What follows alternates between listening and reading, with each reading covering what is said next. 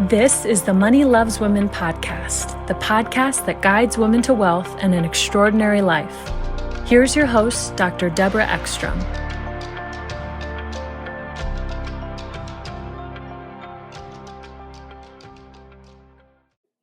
This is Dr. Deborah Ekstrom for the Money Loves Women podcast.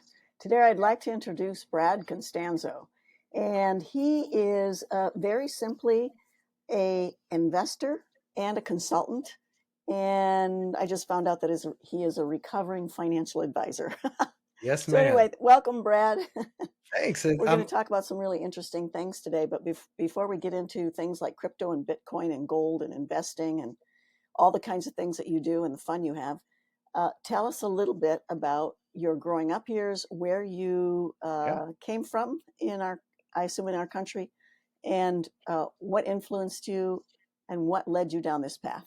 It's a great question. And, Dr. Deb, I'm honored to be on a show about Money Loves Women. I have a lot in common. Like, I love women too. I've got a wonderful wife and mother and people that I celebrate.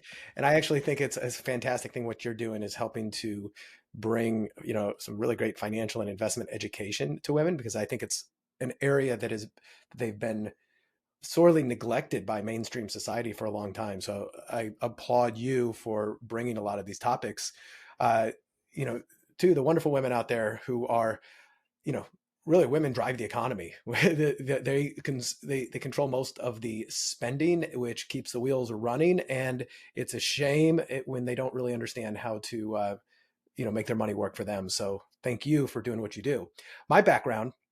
So I grew up in just outside of St. Louis, Missouri. My dad had been a recovering financial advisor. He worked with, what was the name of the company he worked with?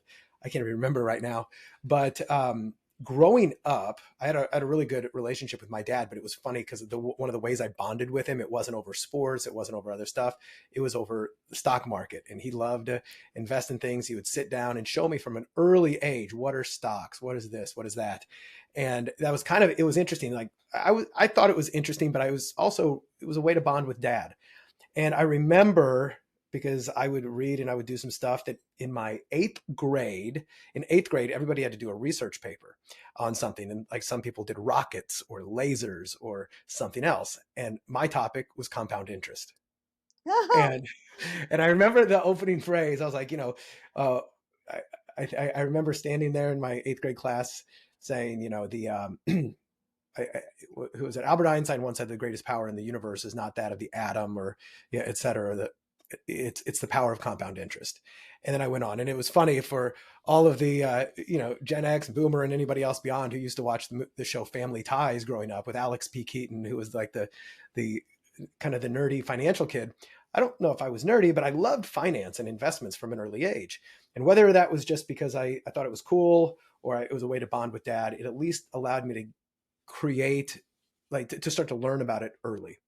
And then I went to school for finance and economics, and I had dreams of working on Wall Street and just the glamour of investment banking and all that other stuff, which that was when I was a kid. And as I got older and I got through college, I realized, I don't know. I'm kind of burned out on a lot of this stuff. I'm going to go do something else. I'm going to prevent a midlife crisis because I've been too adult for too long.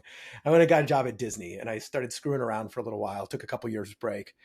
And then I got into, I became a financial advisor. I went back to those roots and I became a financial advisor at Prudential Securities. I was age 25. So this is in the mid 90s. And I was picking up the phone and smiling and dialing and cold calling people and trying to get them to invest their money with my very inexperienced self. And this was during the late 90s.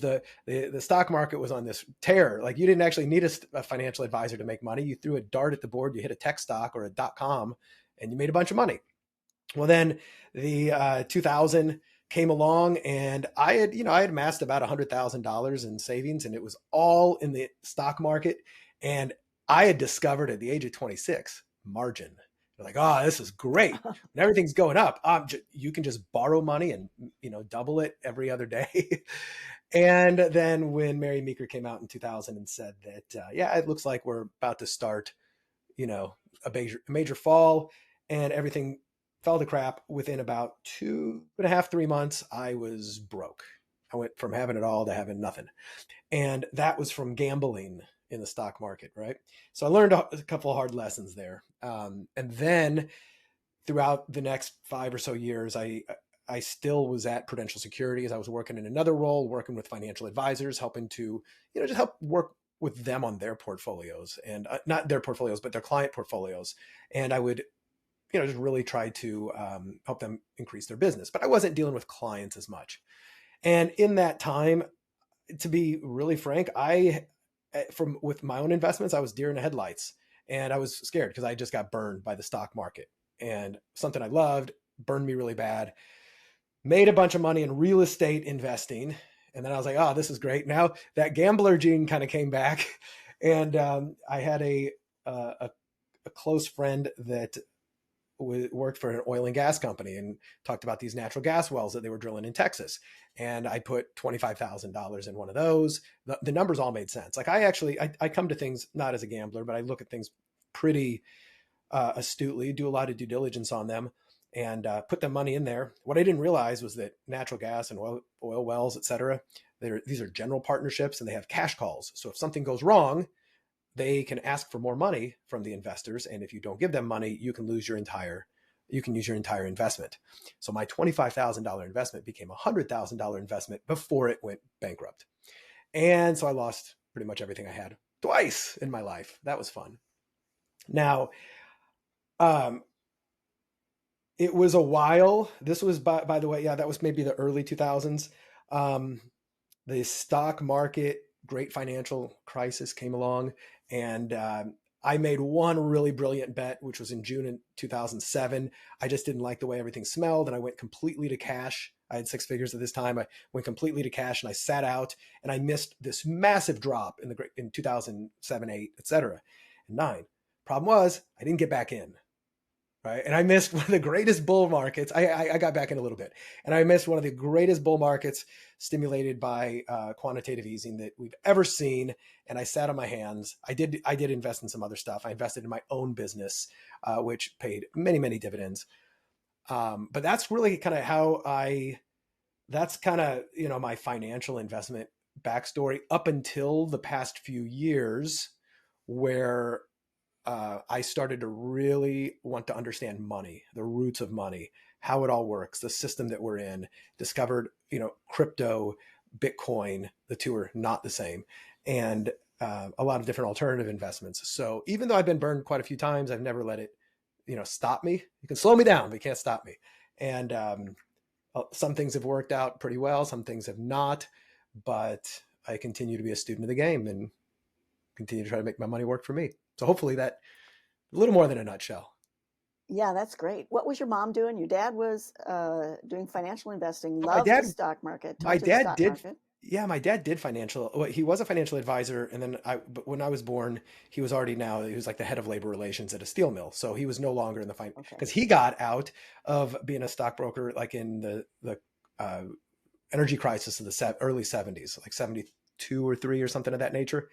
And my mom was an account executive at a television. They sold television advertising, so she was kind of brokering TV ads. But she was an executive back in that time. So my mom always made really good money. Probably throughout the 80s and maybe the 90s, whenever she was working. She was making about $100,000 a year, which was amazing for a woman at that time, who had not graduated from college. She was kicking butt. But she also didn't know anything. She still doesn't know much about investing, right? That was always dad's world. Dad and Brad would do the investment. Mom knew how to make the money and spend the money, but she never really tried to pay attention to investing the money per se, because she had people to take care of her on that, and still does.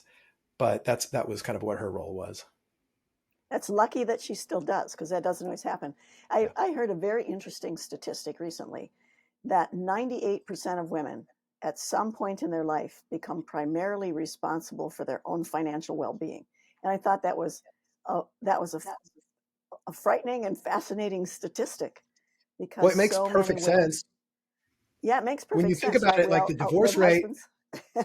Yeah. Well, if you look at whatever it is, 50% divorce rate, and then the fact that women typically live longer than their husbands. Yeah, it Yes. makes sense that they're either gonna leave them or outlive them, and at some point, it falls on them to really understand their finances.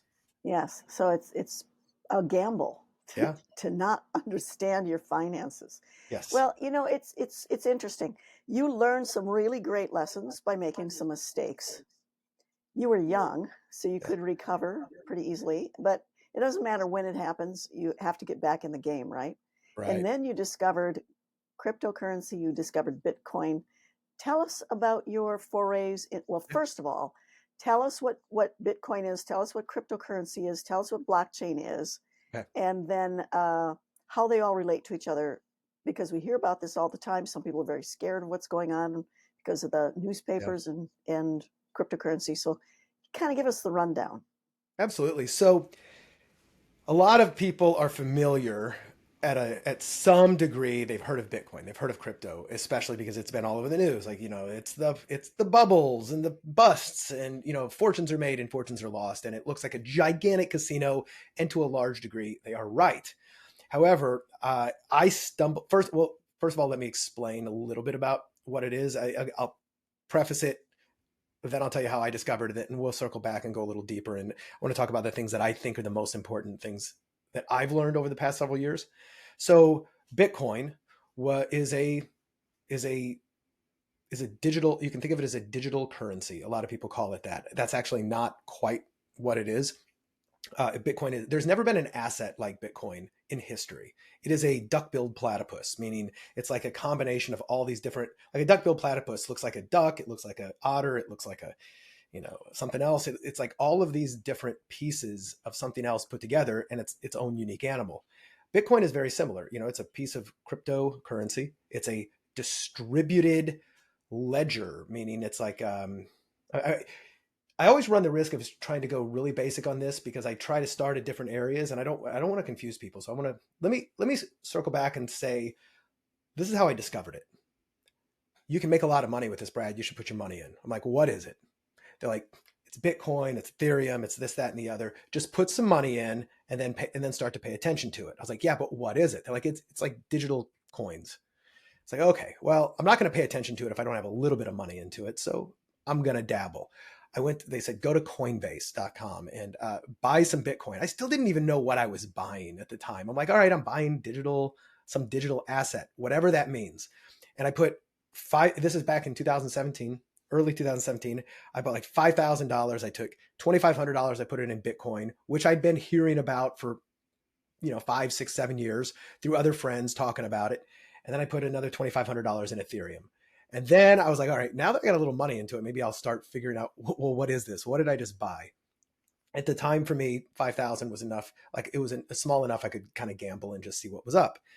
So, and I remember back in like 2012, 11 and 12, some friends of mine saying, man, Bitcoin is the future. You got to get in on this. It's the future of money. I was like, you don't know what, this thing is so volatile. It's crazy. Money has to have a store of value. It's got to be stable. It's got to have, have things priced in it, et cetera. Like, you guys don't know what you're talking about. That's just silly.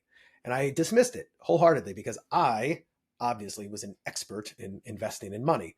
I understood more than they did. This was child's play. Well, I put that $5,000 in, and it just so happened that year, 2017, was a year of a massive run where when I bought Bitcoin, I think it was like $3,000, and it went up to $20,000 that year. I was like, wow, I just 7x'd my money in a year. And I still barely knew what I bought. Keep this in mind. I got in, I wrote it up. I didn't know when to sell it, and I wrote it all the way back down. And then I ignored it. Like, so I had like $5,000 in Bitcoin, and Ethereum became something like, I don't know, $25,000 or $30,000 within the year. And I wrote it back down, and I still couldn't explain it to somebody. What do I own? Now let's fast forward to July of 2020. So a friend of mine who was telling me about Bitcoin back in 2013, we reconnected, and he says, the bull market's coming back. You got to get in on it. If I can help you, he goes, I've made about $30 million in this. If I can help you in any way, I would love to. And I was like, all right, I'm willing to take a look at this again. You say the bull market's coming back. I'm willing to dabble. He goes, well, now's not the time to dabble. Now's the time to study, put a little more in, study, and figure out what the heck this is, because your life will change. So now I began studying. Now, they say that Bitcoin, specifically, one of my favorite sayings, is it's a global monetary revolution disguised as a get rich quick scheme. Let me repeat that. It's a global monetary revolution disguised as a get rich quick scheme. So a lot of times it's the exact opposite, right? It's something else, but in reality, it's a get rich quick scheme. So first of all, this is how I discovered it, right? This is how I started to get into it. I did not study a bunch and figure out what I was doing. I just kind of got in and then figured it out. Now, when I got in, I put a bunch of money in Bitcoin, and then I put a bunch of money in Ethereum, and I put a bunch of money in God knows how many other coins, 20, 30 different coins. And at this one point, I had like $400,000 invested in crypto all over the place. And I got in early. I was up over $1 million in profit. And I started to, and then I, within about a year and a half, made $1 million in profit, like 3 or 4x my money. And then I started to see it just go down, down, down, down, down. And now I will be the first one to say that over the past year, it has been a bloodbath. I've lost all of those gains, right? They have gone, the gains have gone away for the most part. But I'm still a big believer in one coin, which is Bitcoin. Now I kind of want to get back to what it is, but I think it's important that your audience understands what my journey was and like where my mind was that when I got into it, I was just here to make money. I was like, oh, this is a way to get rich quick. So Bitcoin was developed in, I want to say developed in 2000, really released in 2008, but I think released to the public in January of 2009.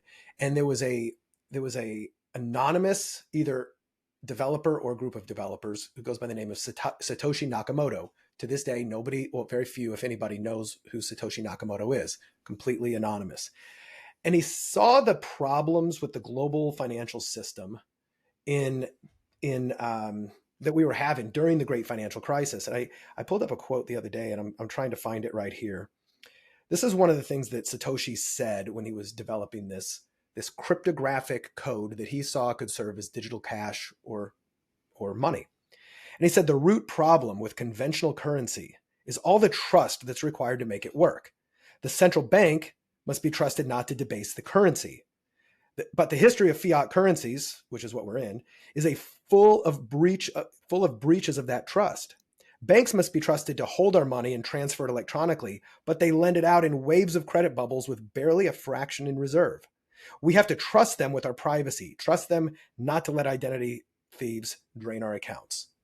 So it was born out of this being fed up with the global monetary system, which is it's the biggest crime of the century, which is the way that our fiat money system is structured, in my opinion.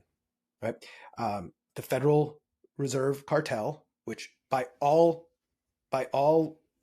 definitions of a cartel, it is a cartel based upon collusion, getting rid of competition and control, and inflating the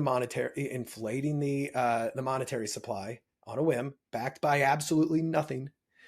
And it has caused unbelievable amounts of damage, both in terms of wars, income inequality, and the fact that you can no longer save money. Saving money does not exist. As you might know, like inflation completely eats it away. You cannot save money. These days, if you want money to not be completely destroyed by inflation, you have to put it into risk assets. You have to put it into real estate, or you have to put it into businesses or stocks or bonds, or you have to put it into something else.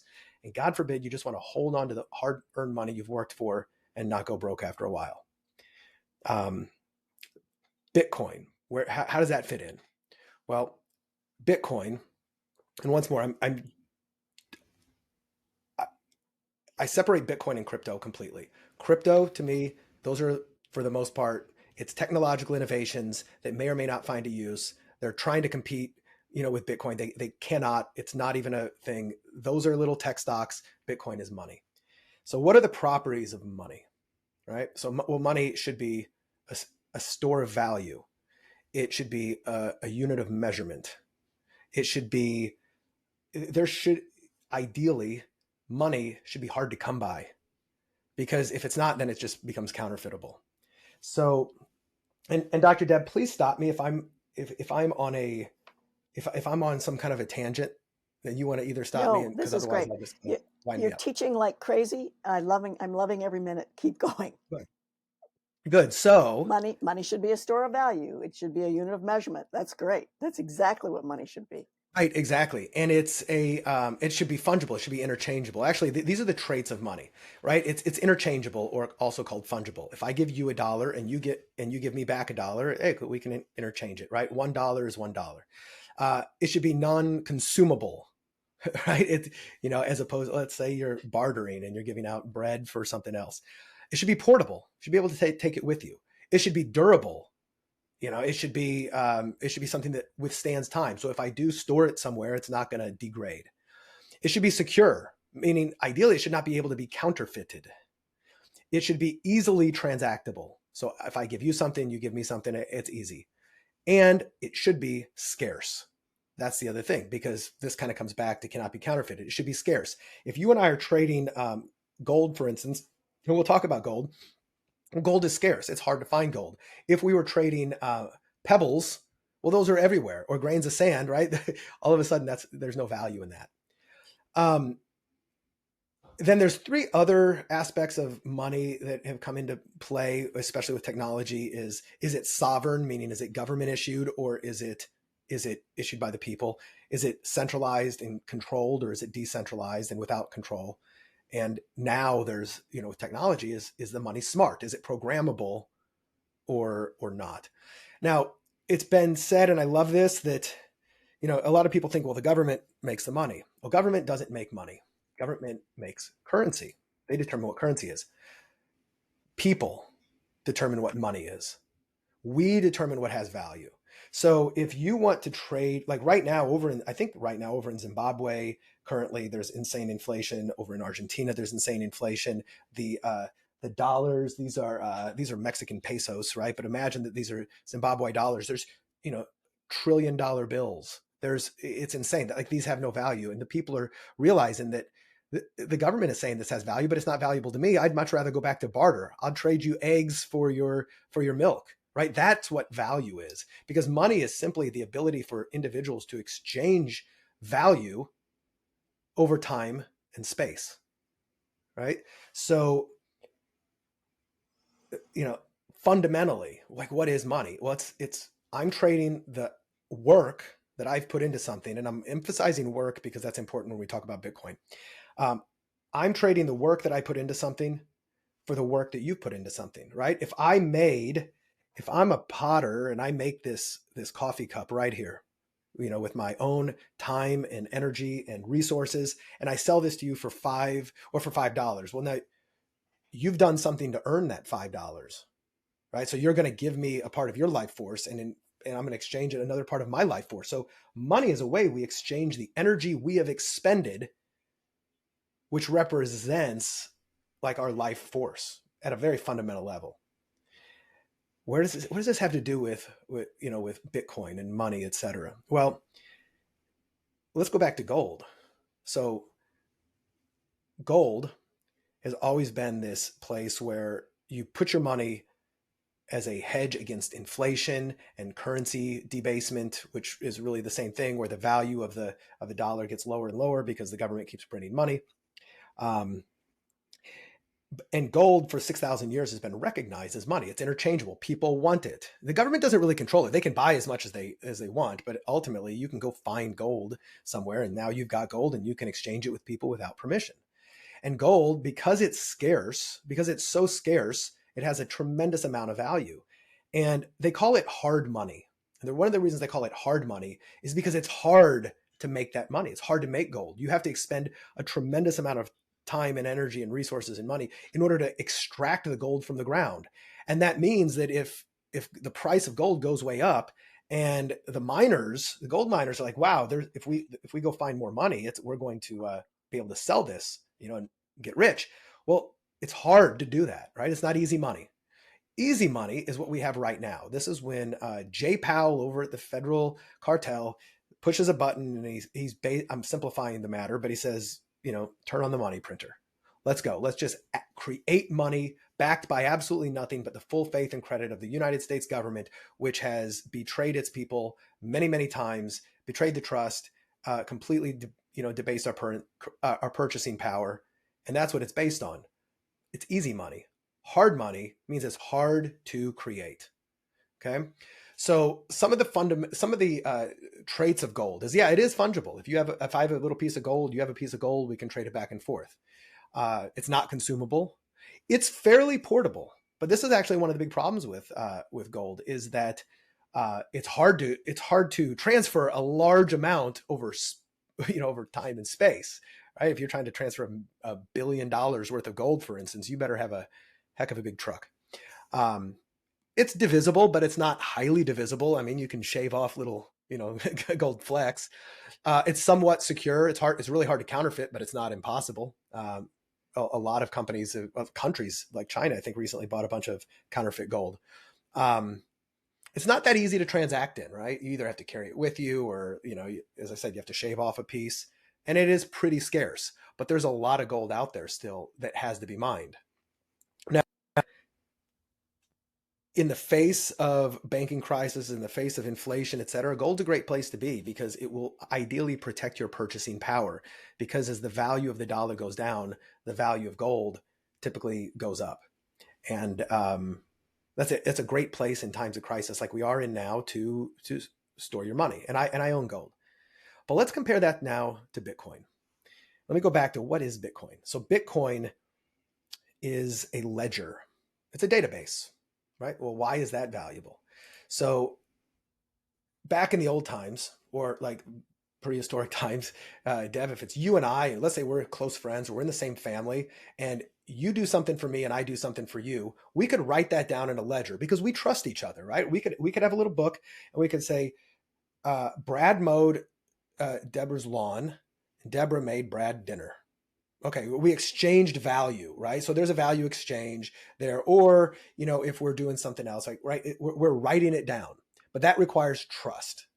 So then what happened is objects such as gold, silver, et cetera, became money because in the absence of trust, you need something else. And that is a hard money that is hard to be counterfeited, but that both people find valuable. So in this case, let's say it's a gold coin. So I may give you a gold coin and you know that, okay, this is hard. This is real. It's hard to find. It has value to you. It has value to me. And you don't need to trust anybody. As long as you can test that gold is real, you just transferred value without trust. But then the governments got a hold of this and they started to buy up all the gold and they started to realize this. And then they started to create currencies backed by gold. So they were like, we got gold over here, but instead of dealing out gold, we're just going to give you pieces of paper. In this case, here's a Mexican peso. As I said, I just had it on my desk. But this is a piece of paper. Now this represents gold. So you can exchange it for gold, but gold's hard to carry around. Why don't you just keep this piece of paper with you or this checkbook? And then what the government started to ease all these restrictions because they realized, well, wait a minute, what if we just print more paper than we have gold? Not everybody's going to come ask for all their gold back. So we're going to be all right. So maybe we just have 10%, for every, dollar worth of gold, we'll print $10 worth of paper and more and more. And that's the world we live in right now. We have to trust the government that they're not overinflating this. Now, this comes back to Bitcoin. So Bitcoin is a piece of code. Anybody can read it. It's open source. Nobody controls it. And this code is a digital ledger, just like I talked about in the very beginning. And it's this ledger of like left and right, debits and credits that exists on tens of thousands of computers around the world. And anybody can run their own Bitcoin node, and anybody can hold a copy of the ledger. And what this allows you to do is have in it, I don't want to get too technical, but this ledger really cannot be breached. It cannot be censored. It cannot be hacked. Because of the way it's set up, once more, I won't go into all the technical details. It is the most secure computer network on the face of the earth, so far even uncrackable by any government. And it's designed that way. It's a very robust, anti-fragile. The more you attack it, the stronger it gets. We could talk for days about this, but because you don't need permission to use it and you cannot censor it and you cannot change it, it becomes a ledger that you can trust.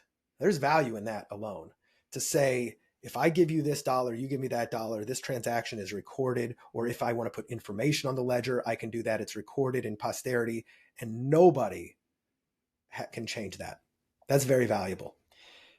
Bitcoin is, so there's the ledger, the network of computers, that's the Bitcoin network, and then there's the coin. So the coin is what secures the ledger. In order to do a Bitcoin transaction, it costs some Bitcoin, so you have to own some. And these computers around the world, there is thousands and thousands of computers, are called miners, similar to gold miners. And what they're simply doing is solving problems. And whenever they solve this certain mathematical problem that gets harder or easier, depending upon the network, if it solves it correctly, it wins some Bitcoin. Okay, so what's the big deal? How does that matter? Well, these miners are working really hard to produce as much Bitcoin as they can, because obviously it becomes valuable. They can sell it. Now, in the code, uncensorable, you cannot change this. There will only ever be 21 million Bitcoin ever mined throughout history, which the last Bitcoin is scheduled to probably be released into the world in I think 2140. So we'll probably be long dead. But that means that's all there is. It has a perfectly scarce and finite supply. It is the only object that we know of in the universe that is an absolute finite supply of it. And it's a known supply. Can't find any more. Scarcity has value. And that also means that there is no government entity, no individual entity, no corporate, no rich person, etc., who can make this change. They cannot decide to print more. They cannot decide to add more. And every 4 years, the amount that gets distributed to these miners gets less and less. So you've got supply, a limited supply that gets smaller, and you start to have demand grow and grow and grow. And these two fundamental forces alone have driven Bitcoin from zero to today it's trading at about $26,000, $27,000 a Bitcoin. Are you following me so far? Because I'm just kind of doing this off the top of my head. Good. Yes, you're doing a great job. Continue. Good. So, and I want people to really understand, like, that if you either only barely know what Bitcoin is, or you have a somewhat of a knowledge, or not at all, it's supposed to be hard to understand. It's actually, once it clicks, it's amazing. Like, oh my God, I get it. But you almost have to earn that. It's hard money, meaning it's hard to produce, but it's also kind of hard to wrap your mind around, because you have to unlearn so many things, and you have to learn so many things about what money is and the way it works. You have to unlearn about all the other crap that we've been taught. And then you have to see it for what it is and look at it from probably 10 different angles. And then it goes, I get it. It's been said that a Bitcoiner is forged. They're not born, you don't just learn Bitcoin. You are forged in this by wins and losses and learning and going, oh shit, you have to read, and then wrap your mind around some stuff. But once more, it's a really worthwhile thing when it clicks. So why do I invest in Bitcoin? Well, as I said, it's a global monetary revolution disguised as a get rich quick scheme. It's got the largest asymmetric risk return ratio in history. So it's only been around since like 2009.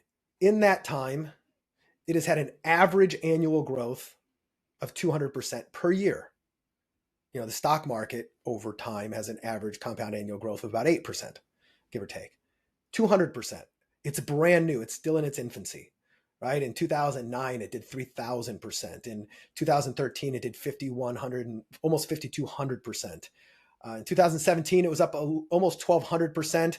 And then the next year it was down 72%, and then up 87, and then up 302, and then up 57. And it's absolutely wild, and it's crazy. And for that reason, I don't suggest somebody just goes out and throws all their money into it.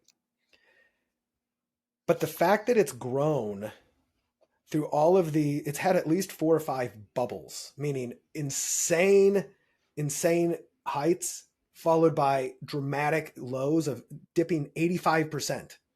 Right? Hey, it's one thing if you get in and it goes up 1,000%, that's great. But then if it drops 85% from where it was, that's not so fun, right? However, with all of those bubbles and busts, I think we're on the 4th, or I think we're on the 5th one right now. I can't remember if it's 4 or 5. Every time it goes up higher. And when it crashes down low, it crashes higher. So it's like a stair step. Yes, it goes way up, and yes, it pulls way back down. But when it comes down, it doesn't go down as much as it did last time. And then it goes up a lot higher than it did last time. And then it comes down higher than last time. And although it's a wild ride, it's a very easy to trace the path. Now, what does that mean? Well, it's important. Earlier I mentioned this, it's anti-fragile. Like what doesn't kill Bitcoin makes it stronger. It's got a lot of naysayers and it proves them right every time there's a crash, but then it doesn't crash enough and it doesn't disappear and it keeps on going back up. And then pretty soon people are like, maybe there's something there, right? Maybe there's something to this. So it causes people to look into it, and it causes people to look into it. It's because it looks like this get rich quick scheme. Then it looks like it's a get poor quick scheme, but then it's a richer scheme, and it causes people to pay attention. Now they go, okay, what is this weird beast that we've put together? What is this duck-billed platypus? And they start to study what money is, and then they start to study what Bitcoin is, and they start to go, okay, wait a minute. It's fairly simple. This is a purely digital asset that has a lot of value because a lot of people believe it has value, which is all that value is created on, is people's belief. Gold doesn't have value unless people believe it has value. You can't prevent me from using it. You can't censor it. You can't take it away. You can't seize it unless I do something stupid with it. I can transport it without permission. I could send you $10 billion in minutes right now. If I had $10 billion worth of Bitcoin and I wanted to send it to you, I don't need anybody's permission. I don't need to go to the bank. I don't need to give my ID. I don't need to do all this other stuff. You can give me a code. I enter it. And within, let's say 20 minutes, it's 100% owned by you, from me to you, for fractions of what it might cost to do it in the normal monetary supply. Like, okay, that's pretty cool. So it's like gold, but it can be sent. So it got all the properties of gold, but it can be sent through time and space instantly without permission.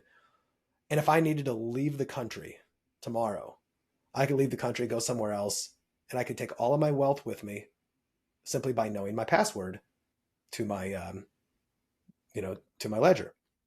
Which That's you can't really do, of course, we need to point out, which you can't do with anything else. anything else. Now, it's a, so that's interesting, right? It's interesting. It's like, okay, well, if I get in and if I hold it, let's say there's never really, I don't think there's been a 4-year holding period where you haven't made money. So even though it went up like 1,200% in 2017, and then it dropped 85% down to like 3,000. If you held on to it, in that case, I think it was 3 years, you made your money back. Like in 3 years, like to have an 85% loss in something, and then within 3 years, it's back to even at a minimum, it's not bad, right? So now you're like, all right, there's a way to make money in here. And if you just want to make fiat money, if I just want to make a whole bunch of Bitcoin so I can exchange it for US Federal Reserve notes, that's fine. I can do that. But at the same time, if you start to pay attention to what is happening with the banking crisis, what's happened with the global economic system, what's happening with the global financial elite, and not to sound too conspiratorial, but it is our entire financial system is based on conspiracy, and it's based on control. It's undeniable. You start to see all of the things that are happening, and you see what they're doing to our purchasing power through nonstop debasement, and they cannot stop. You start to realize that, well, wait a minute. What if there was a way to opt out of this system? Protect my assets, protect my privacy, protect my mobility, and then potentially make a lot of money at the same time? Because, we can't beat the government. We can all agree that the existing financial system is a scam designed to keep us, working as hard as we can, or to keep us poor while they all get rich. We can agree on that. There's nothing we can do. Like, they've got a lot bigger guns than we do. So what we have to do is we have to find a more peaceful way to opt out and go, I'm not playing your game. Like, that's fine. You guys can do what you want, but I'm going to buy Bitcoin, and I'm going to hold Bitcoin on my digital wallet. And With very few exceptions, there's nothing they can do about it. But we can take money out of their system, and we can have our own parallel system to trade money with. Now, there's a lot of problems with that right now because the world is not set up for that, right? There's everything from tax and regulation and all this other stuff. We are still so insanely early, but we can play a different game. And whether one of your listeners, is thinking like, oh yes, I agree with this. I am all for financial justice wherever. I'm going to join the revolution, or they just want to make more money so they can buy nice things. You can do both. You can do both with this. And for that reason, like I don't give out financial advice anymore. I'm not licensed to do so. But my philosophy is it's like an insurance. It's insurance against global financial collapse. It's also insurance against, do I think that the Federal Reserve is going to continue to print money and devalue the currency? Well, I know they are. There's no choice. And this happens to do really well, just like gold, when they do that. So in those cases, if I don't have some exposure to it, that's just irresponsible. Because, I mean, it's up 200% a year for the past 10 years.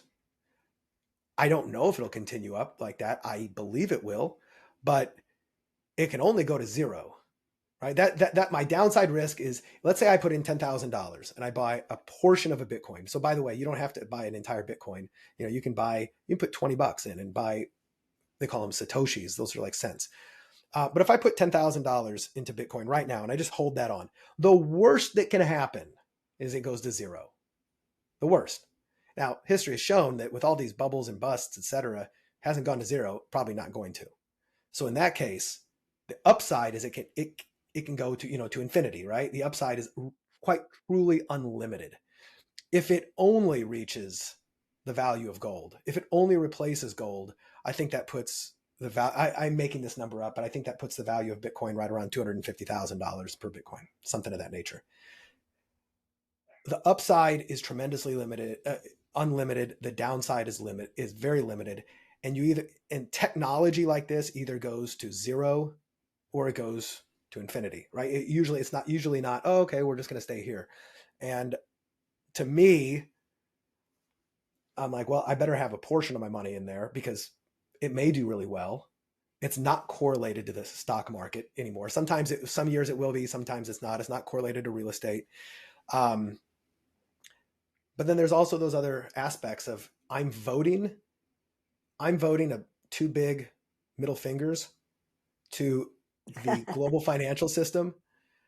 And I'm telling them that I don't like what you're doing and I don't have to be a part of it. I have to be a part of it somewhat. So I still have to, pay my bills. I have to pay my taxes. I have to do all that other stuff, but I don't have to let you keep my money, because as long as I think that Bitcoin over time will continue to grow, I'm going to put some money in there. And the worst case scenario, if the global financial system falls apart, worst case, hopefully it doesn't in my lifetime, at least I've got an alternative asset that nobody can stop me from spending. Now, I'm going to take a pause here and let you ask me some other questions. There's a lot of people have a lot of objections about Bitcoin, and they've got a lot of questions about it. Are there any off the top of your head that you'd like to ask me? Well, one thing I want to ask you, because this does worry people, cryptocurrency or blockchain, you said it's not crackable, but at some point it will be. Would you agree? Or do you think that's not true? Well, let me give this in two parts. Okay. So difference between Bitcoin and cryptocurrency. So Bitcoin, I've explained what it is. There's nothing else like it. Its mechanism called proof of work is the technological mechanism that makes it so insanely hard to, crack, break, manipulate, et cetera, censor. And it's not controlled by any individual. Every other cryptocurrency has some degree of control, even if they call it decentralized, even if they call it this, that, or the other. It's been time and time again that it's shown there have been hacks. There's all these smart contracts on Ethereum and Solana and Avalanche and all these other things. There's hacks and there's exploits and there's other things. Absolutely none of them are nearly as secure as something like Bitcoin. So those crypto projects, crypto coins, are absolutely vulnerable. And they're also vulnerable to the same problems that we have, is that oftentimes, like even Ethereum, when Ethereum started with Vitalik Buterin and the Ethereum Foundation, they issued themselves, I don't know if this is accurate, but it's close. Something like 30% of all the ETH coin was issued to themselves. And then they released it to a lot of other people. Well, there's a misaligned incentive there. That never happened with Bitcoin. With Bitcoin, when it started off, you had to earn it yourself. You had to do the work to earn it. It didn't just get issued like, hey guys, here you go. Now, the difference with blockchain and Bitcoin is that, so yes, a lot of these other blockchain projects have a lot of things that they're trying to do. They're trying to be very cute and innovative, and they have a lot of technology, and there are hacks and exploits of what they call smart contracts all the time. And people lose a lot of money. It's one of the reasons I don't own any anymore. I actually own about $5,000 worth of Ethereum, and that's just a bet to where if I'm wrong and it goes way up, at least I get to participate. And I say I didn't lose out completely. So Bitcoin, could they hack it? People have tried to hack it, never been able to do it. There's a lot of incentive to hack Bitcoin. I mean, it's, at the top of the market about a year and a half ago, it was worth $1 trillion market cap. There's a lot of reason to hack the network. People have tried, they failed. Now, the one big question is, could they hack the blockchain? Oh, I'm sorry, could they hack the Bitcoin blockchain when quantum computing gets invented? Nobody knows. So one of the things is that the Bitcoin network does evolve. And if there's a big consensus of all of the Bitcoin developers and miners or nodes, I'm probably getting these words wrong, they can update the entire network, but it has to be a massive consensus of everybody, and it doesn't get updated very often. So some of the thoughts are that when quantum computing comes along, where it can break almost any code, et cetera, that the Bitcoin network may be able to utilize quantum computing to help protect itself. It's kind of like fighting fire with fire. At the moment, we don't know the degree. I've done a lot of research on this. We don't know the degree of hackability that quantum computing will bring towards Bitcoin. It's a potential danger. It's not there yet. But outside of the quantum computing threat, there is no credible threat to hacking the network. The biggest threat would be, like, can government stop it? So government can do a lot of things. Like there's some people who go, no, government can't stop it. They can't control it. They can't do anything. Well, that's not, the governments and the people who power the governments are really powerful. They got a lot of money. Now, the worst that I believe they can do is they can disincentivize people from using it to such a degree that it will dramatically depress the price. They can say you're banned from owning it, you're banned from doing this, you're banned from this, and they can get really draconian in their bans. And that'll start to happen probably when things really start to fall apart. When the wheels start to fall off this train, they'll start to pull out everything they can. However, they can help manipulate the demand for it, but they can't stop the network. They cannot stop people from transacting in Bitcoin. The only thing they can do is mess up the demand for and the exchange rate between US dollars and Bitcoin, right? But one Bitcoin equals one Bitcoin. And if you and I start to price our own life energy into Bitcoin, they can't stop us from trading Bitcoin. If you're in this ecosystem, they can't stop you. It's impossible. 99.9% impossible. So do I think governments and financial powers will try to harm the network? Yeah, I think the most they'll do is potentially harm the price of it. But the worst they can do is send it to zero. And they've had a lot of incentives to do that already, and they haven't been able to do it. So I'm not too worried about it. The other piece of that I look at is if they start to take a direct aim at the Bitcoin network and Bitcoin users, et cetera, they are now exposing massive draconian policies that make the use case for Bitcoin 10 times greater. Like, wow, they really don't like this. They really want us to get rid of it. To me, that says, I better own some. The other thing is, you know what else the government say they don't like? Drugs. It's a pretty big industry out there, is illegal drugs, right? Just because they ban it doesn't mean that people, if there's a market for it, people are going to continue to use it. And realistically, I think we all know the government is in the drug business. There is such an incentive to not win the war on drugs because there is so much money being utilized in government and contractors, et cetera, to continue to fight the war on drugs, they would much rather have the war. It's much more profitable than to win the war. And it's an unwinnable war because there's people who want it and there's people who won't want to use it regardless if they're going to spend their lives in jail. This is even more important than that. So that's how I look at that. That's a really good answer. Great explanations, beautiful illustrations. Yeah, thanks. Very, very good. One of the other, go ahead. Well, I want to ask you this. So let's say now we understand a lot of the principles behind both money and Bitcoin. Yeah. I like that you separated Bitcoin out from the other types of cryptocurrency. And the other thing I would like to know, though, is, okay, how do you practically go about purchasing Bitcoin safely? Great. So one of the easiest ways to do, Coinbase.com. There's a lot of ways to do it. Coinbase.com is probably the most well-known, and it's a publicly traded company. I believe they're fairly safe.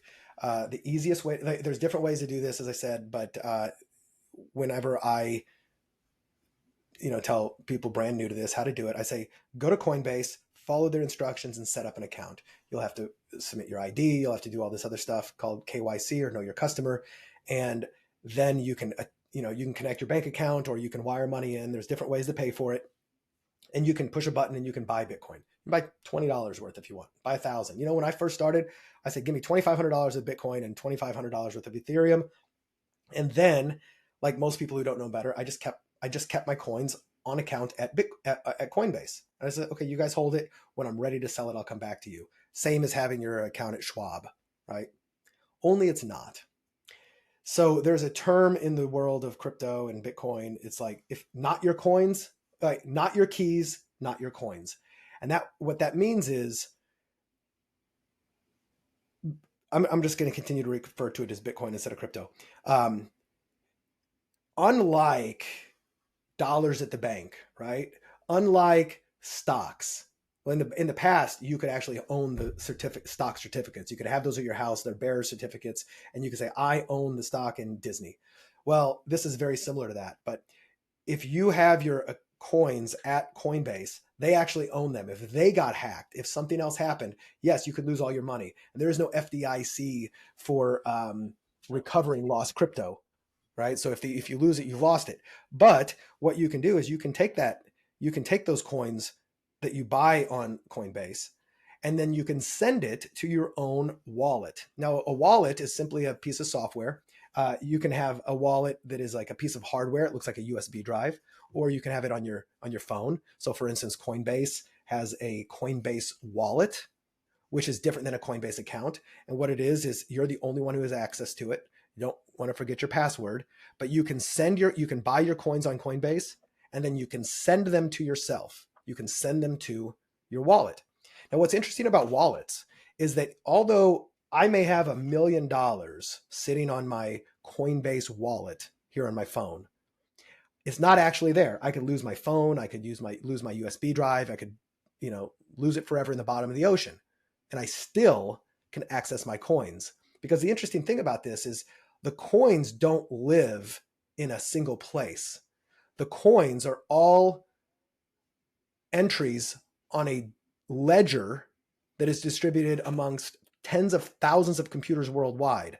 My wallet with my password is simply my access to the ledger. It allows me to access it and say, hey, I own those, I'm going to move them.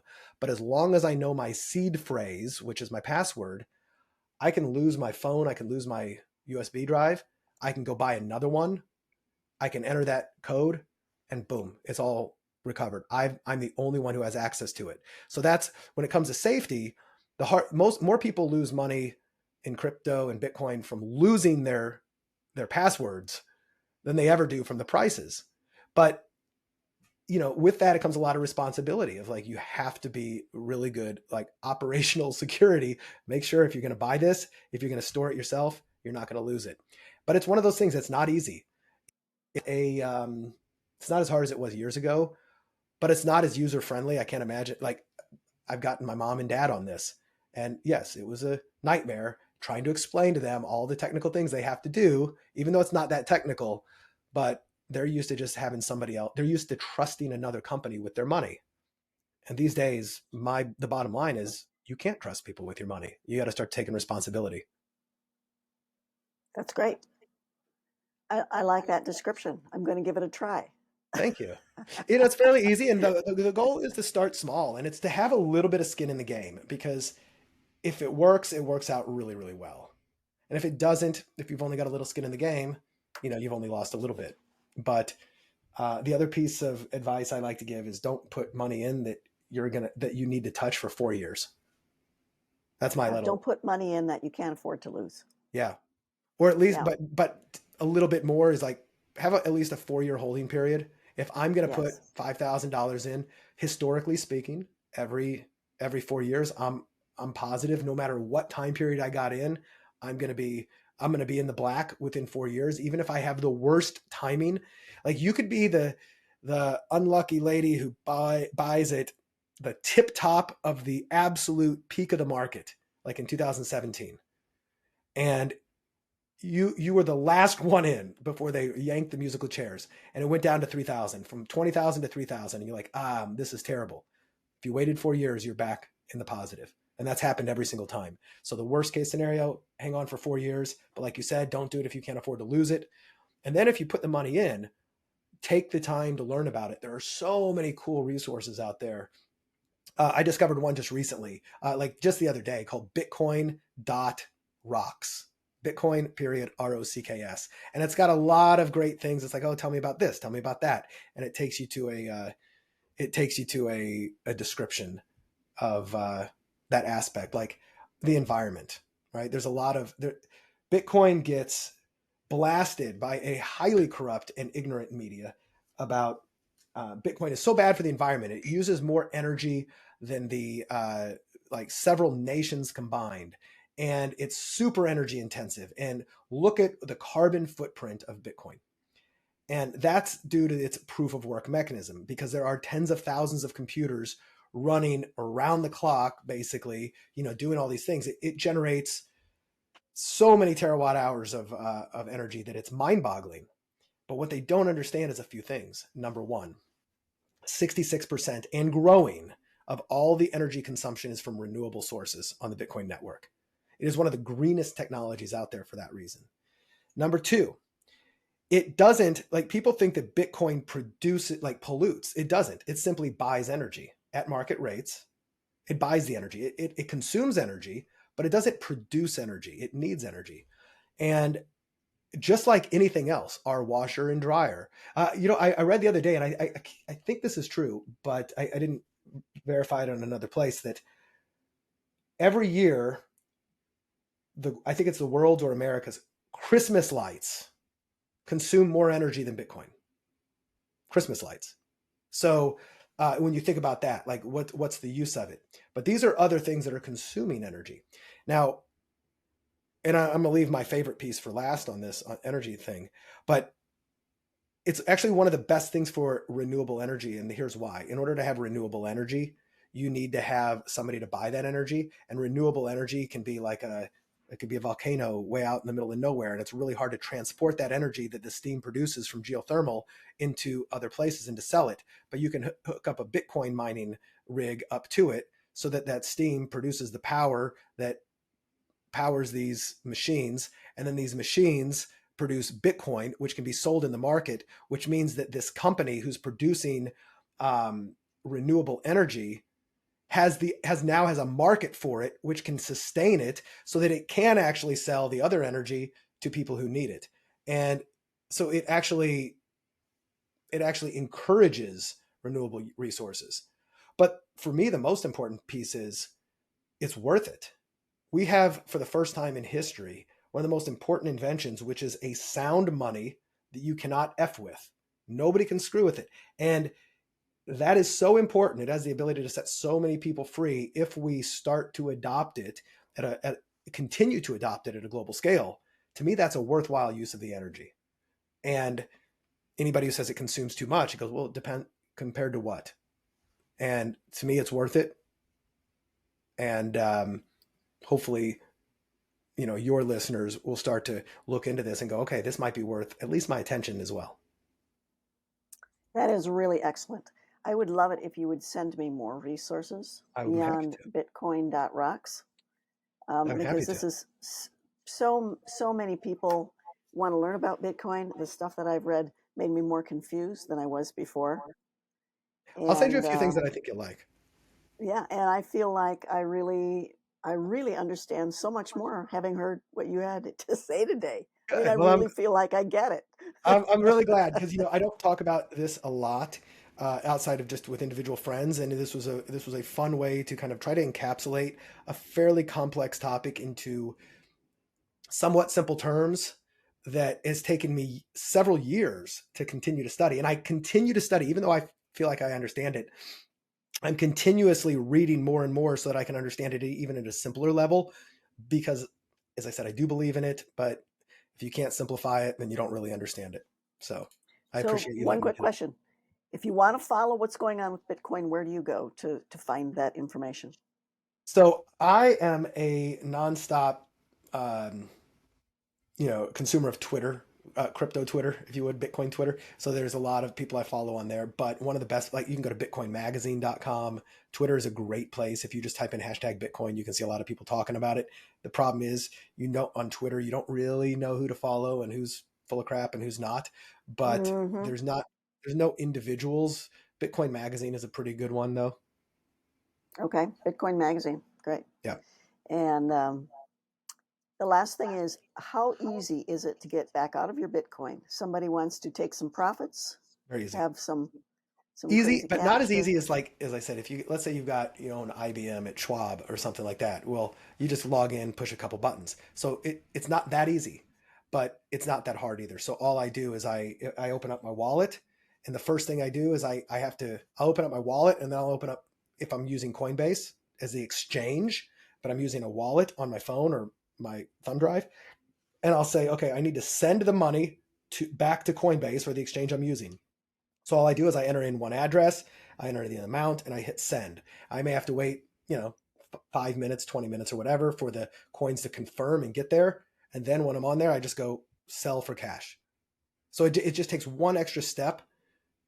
It's not that challenging, but it is an extra step. But it's also the price you pay to have full custody of your wealth that is outside the confiscation of anybody else. Perhaps not as much time as it takes to stand in line at the bank. Not at all. And And banks can be one of the worrisome. one of the other things, Dr. Deb, have you ever read this classic book called The Creature from Jekyll Island? I've heard it referred to many times. I have not personally read it. So Yeah, I I read think it. it's a great, but I know about it and it'd be a Yeah, great read. I read it like 20 years ago, and it didn't have nearly it had a minor impact, but I just reread it here last month, and it had a renewed oh my god impact. It is The Creature from Yes. Jekyll Island is really the story of the Federal Reserve, but it reads like a mystery novel, like a whodunit, and it is so well written and engaging, and to me it should be required reading if you really want to understand and get a little bit pissed off about the global monetary system that we're living in, but you can't change it unless you understand what's happening. To me, it's just this perennial work of like, wow, I didn't know that. I almost wish I Yes. didn't. Sometimes ignorance is bliss. That it is frightening sometimes when you read some of this stuff. And I think that's part of the reason people don't want to read it. It's Guaranteed because it. it's too frightening. Guaranteed. Um, but anyway, thanks so much for coming on. Thank you Uh, for having me. any last recommendations for us, especially as is involved with Bitcoin? Learn about it. To me, that's the single best way is to buy a little, even if you don't know about it. And then once you got some skin in the game, start to read about it. Do not feel as if the fact that you don't get it right away means something's wrong with you. Nobody gets it right away. And then when they get it, it's like a hammer, like, to your skull. You're like, boom, I get it. Like, ding, ding, ding. Now I get it. Like, there is that magical moment where it's like all these things coalesce and something clicks. And you're like, okay, I get it. And even then, that's usually the start of the journey of being forged into just somebody like, you'll never get Bitcoin though unless you really understand the global monetary system that we're in. Once you do that, Agreed. you'll Agreed. realize that okay, people will say Bitcoin fixes this. That's a big saying. Bitcoin fixes this. Well, you don't know what it fixes until you know what's broken. So you don't know the value of something as a like medicine until you know that you're sick, right? And then we like, oh, okay, so if we do this, this fixes that, and I can okay, now I understand it. Otherwise, it's just a get rich quick scheme. Yeah, it is so important to understand money in general, in terms of history, what's gone on, and what is. Absolutely. Once you get that, Bitcoin could fit into that. But I think you're right. Until you understand that, you're really a little bit adrift. Yep, absolutely. So thanks. Well, Thanks thank you so for much having me. You're just an incredible teacher. Thank you so much. It's I been a appreciate total it. pleasure. Thanks for having me on. This is Dr. Deborah Ekstrom for the Money Loves Women podcast. To your health, to your wealth, and to your happiness. May blessings and Bitcoin rain down upon you. Thank you for listening to this episode of the Money Loves Women podcast. Please leave us a rating and review so we know how we can improve. Visit moneyloveswomen.com to gain more insight into how to live an extraordinary life.